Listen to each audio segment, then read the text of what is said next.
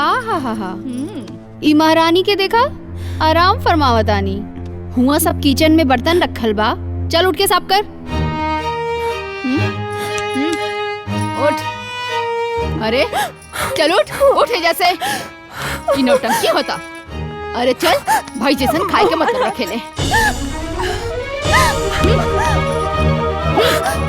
सुन जरा जल्दी, काहे के घर में बाहर पोछा भी लगावे के बा और उसके बाद रात के खाना भी बनावे के बा। रूप के ना संभाल के रख। नाते अब सुहागन बाड़ीस और नाते कोनो सुपरस्टार सिंगर डांसर। जल्ले काहे कि अंकुश के संगे संगे ना तोर कुल सपना टूट चुकल बाटे। हाँ, अगर अपना सपना संवारे घर से निकलिस ना, हाँ, तो तोर ई गोड़ ना काट के रख दे, बुझले? चल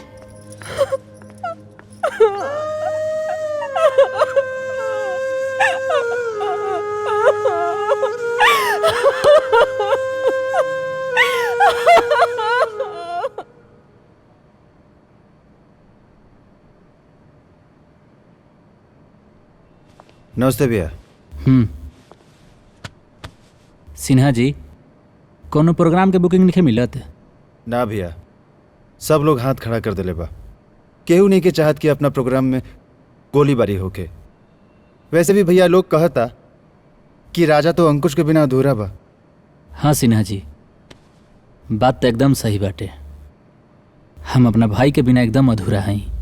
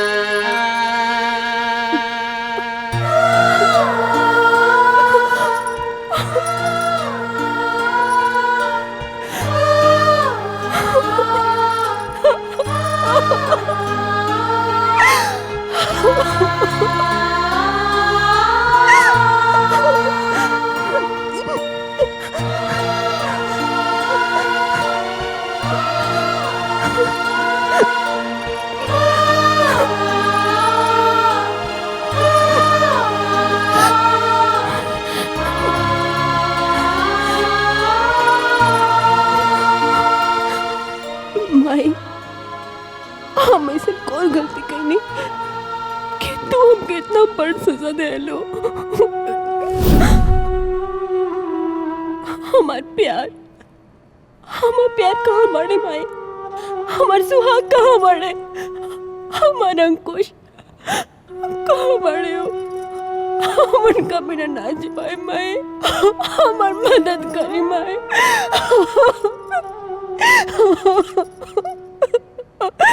हमार अंकुश कहाँ बड़े, हमार मदद करो माई, वो हमार माई कहाँ बड़े, अपने सुहाग के हमार मदद करो माई। का करिए, जिंदगी बोझ बन गई माई, कुछ समझ में नहीं के आवत। कहाँ बड़े माई, हमार मदद करो ना।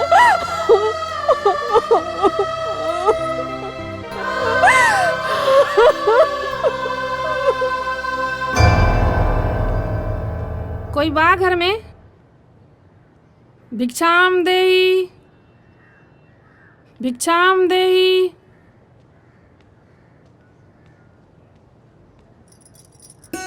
ले माई।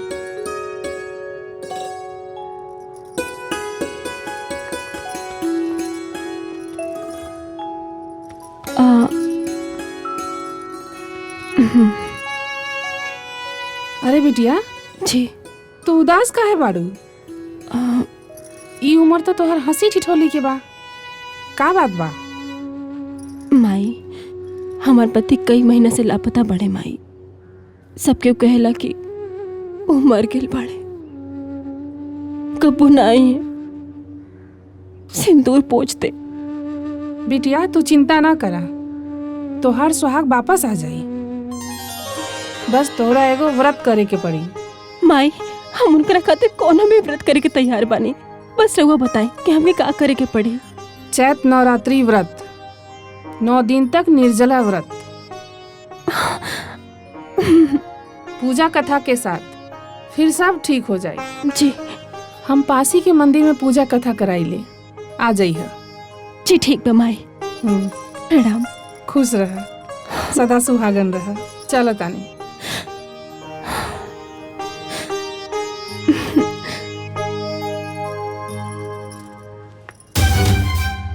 ए रोक, आज तोरा वजह से एक घर में केहू भी कमाए लायक नहीं खे बचल, तो सब कुछ बाट मत दे अपन धन समझ के। केहू भी राह चलते लोगन के, ना तो ई घर में ना खाए खातिर एगो दाना भी ना मिली, बुझले? बड़का दानवीर बनल दिया।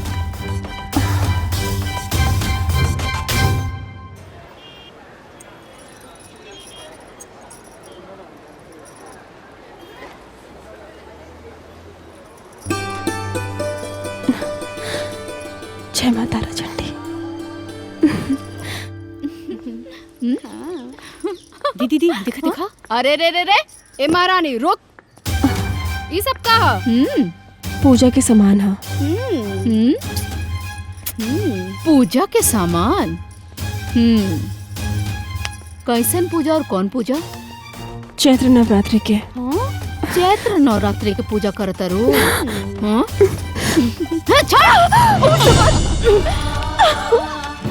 घर में जवान लड़का के मौत भइल बाटे, ये महारानी के नवरात्र के पूजा होत बाटे। केहू नहीं के मरले घर में, हमारा कुछ जिंदा बाड़े। आ देख लिया लो, वो हमरे से मिले जरूर रही है। अच्छा लेके जिंदा बाड़े तो कहवा बाड़े? बताओ ना, तो आज तोर मुंह तोड़ दी। करेगा व्रत माई।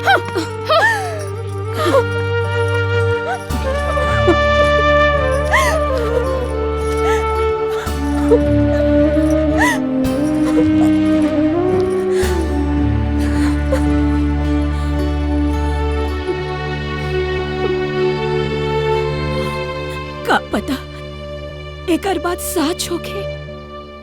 पापा कैसन बाड़ू बिटिया? Feet and fine. अंकुश कहाँ बाड़े?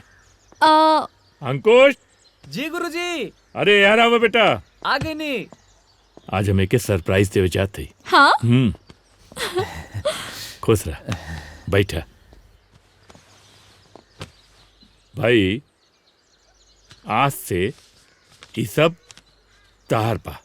गुरुजी ई सब के का जरूरत बा? हमरा ई सब ना चाहिए। अरे ई तहरा खातिर ना बल्कि हमरा खातिर बा।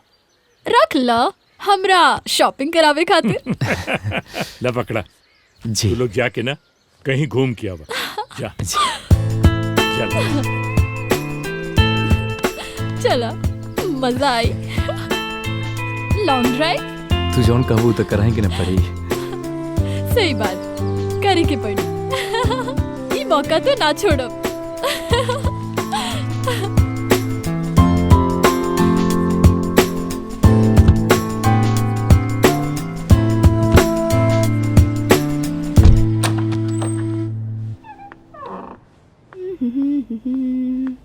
हाँ हाँ हाँ दीदी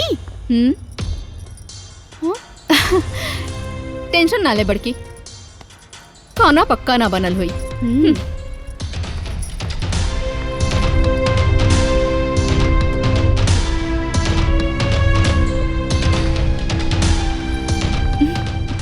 दीदी जाना तनी नहीं क्या बनल ना, पूरा खाना बना दे ले बा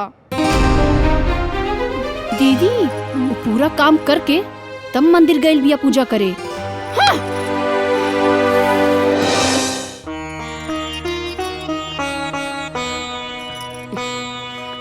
प्रसाद ले। हाँ बहुत अच्छा बा दीदी ले ले। बंद करिए अपन ढकोसला। पूजा पाठ व्रत करके साबित का करे चाहता रे।